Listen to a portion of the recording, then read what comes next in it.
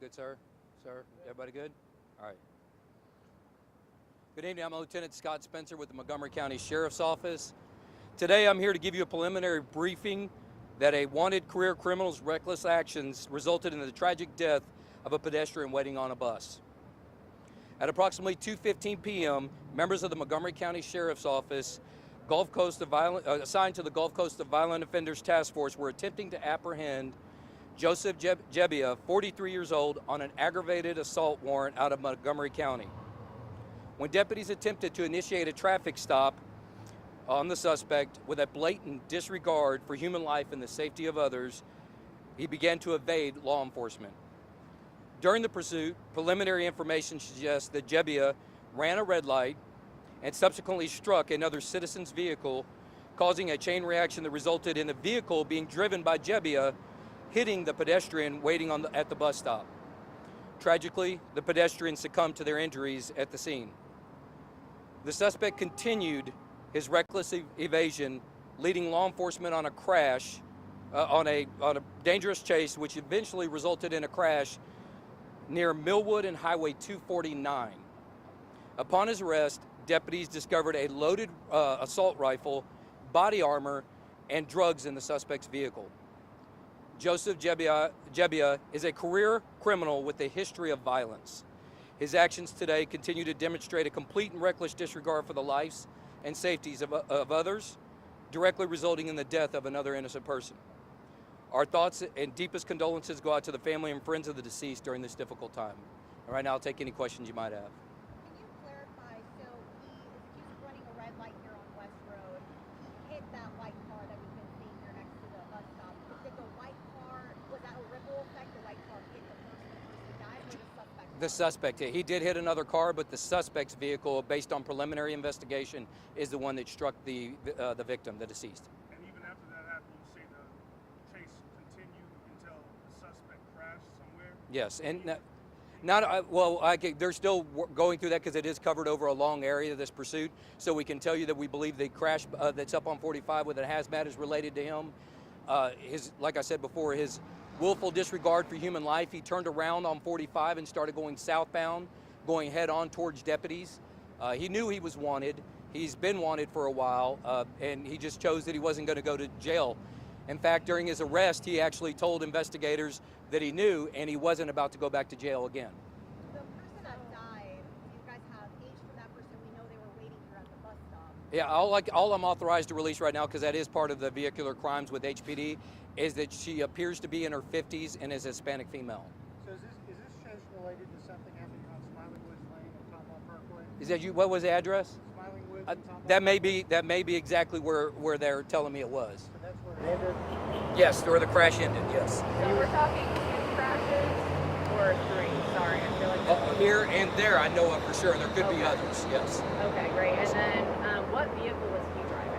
Was it a red Expedition? Was that right? Was it Tahoe? It was a Tahoe. I mean, just what's your overall thoughts? I mean, you riding around with body armor on.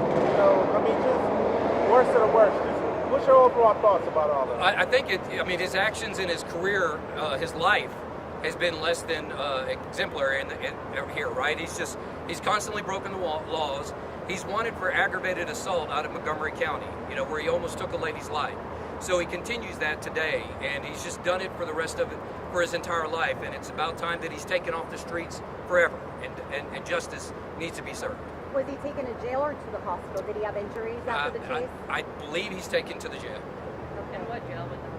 Well, he's got to answer them both right now, so I don't know if he's actually made it to Montgomery County or Harris County. I don't know, but I can get that for you and send it back to you. You mentioned drugs. Some sources were telling us it might be fentanyl in the car. Can you guys clarify, confirm? That's what it appears to be, but obviously we're going to have to do some testing and stuff when it gets in there, and obviously we're all well aware of the dangers of fentanyl, and again, continues to show his disregard for life, for anyone, how dangerous it is, and he's out here peddling that poison out here on the streets. So he was selling drugs?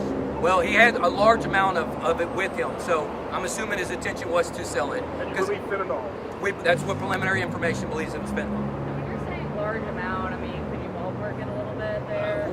It's at least close to a kilo. How close were your officers behind him here during the chase? How close? They were not directly on top of him. By the time that he had made the officers, he already started driving erratically because he knew what he was doing. So the officers activated their lights to try to navigate through traffic to catch up to him. So they were not right on top of him. In fact, they saw the offset of the crash. They couldn't even see that a pedestrian had gotten hit because they were that far back trying to catch up to him. So, and he continued on after he struck the pedestrian. Can we get a spelling of the name?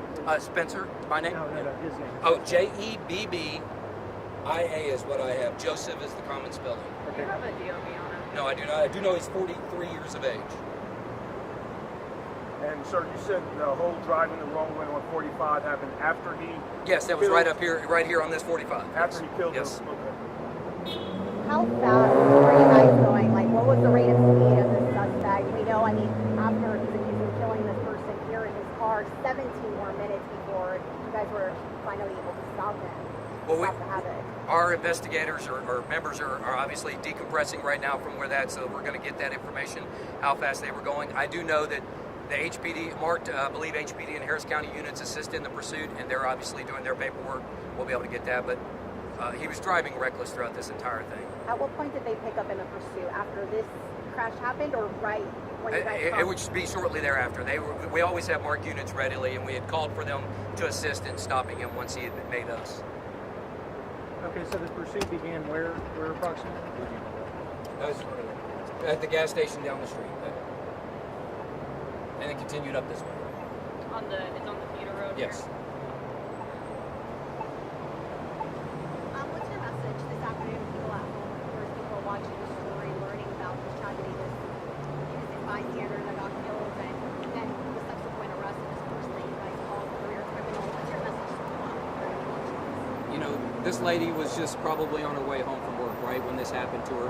You know, our hearts go out to her, her family, you know, kids if she has them, but, you know, she was just trying to live her life, you know, trying to have a good life. And a career criminal has disregard for everyone, chose to take it from her in a blink of an eye, and he needs to be held accountable. I say hold your loved ones a little tighter tonight.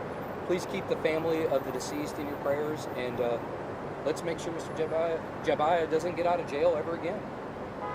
And did he attempt to run and flee on foot? I don't have that information. And real quick, if you could just go down the list of all the agencies involved. Well, we have the Montgomery County Sheriff's Office. I don't know. The Fugitive Task Force is a large group, but I know Montgomery County was there. We're attached to the U.S. Marshals Fugitive Task Force, the Gulf Coast Violent Offenders, Harris County, and HPD are all here investigating. And I did see the Harris County District Attorney's Office. All right. Anybody else? Thank you so much. All right. Thank you all. Appreciate it. Thank you all. Sorry it took so long. No, you're great.